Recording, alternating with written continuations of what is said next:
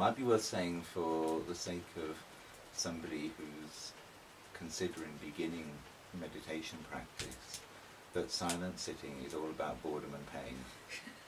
It's not that bad. And you make it sound worse than it is. I think it's worth giving people a non-governmental health warning that although we see Buddha images looking serene, these are inspirational indications of perhaps a resultant condition, and it doesn't always feel that way when you practice. Sitting practice is coming face to face with the reality of our own condition, and the irony of the fact that we think our minds are our own and they will do what we want.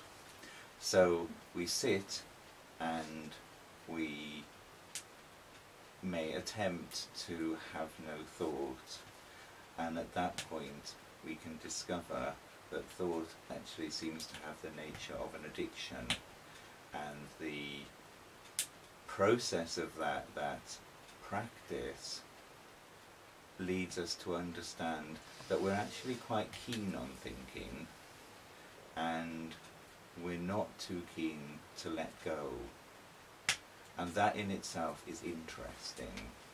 So we realize that there's something else happening, some deep-seated habit or need that is saying, think about anything, think about shopping, think about going to Tesco's in your pyjamas, think about almost anything rather than not think.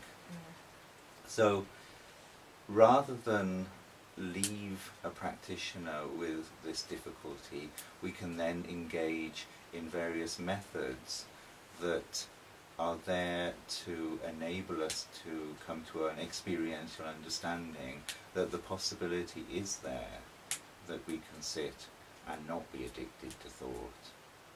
And this leads to the possibility of spaciousness that will be there spontaneously in the rest of our lives. But silent sitting practice in a formal sense is fundamental to giving us the opportunity for that to happen. Otherwise, the habitual state of being that we discover in silent sitting is actually what's there all the time, underlying our actions, that we've developed certain habit patterns and they're always there.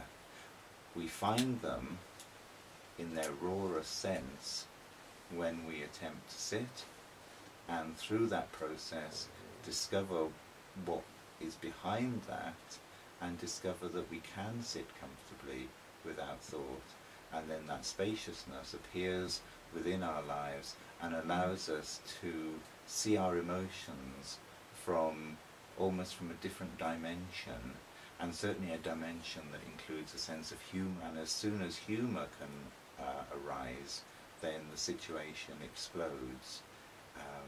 We no longer take it seriously, we no longer entirely take ourselves seriously, and we can let go of things that previously we had been so dreadfully attached to.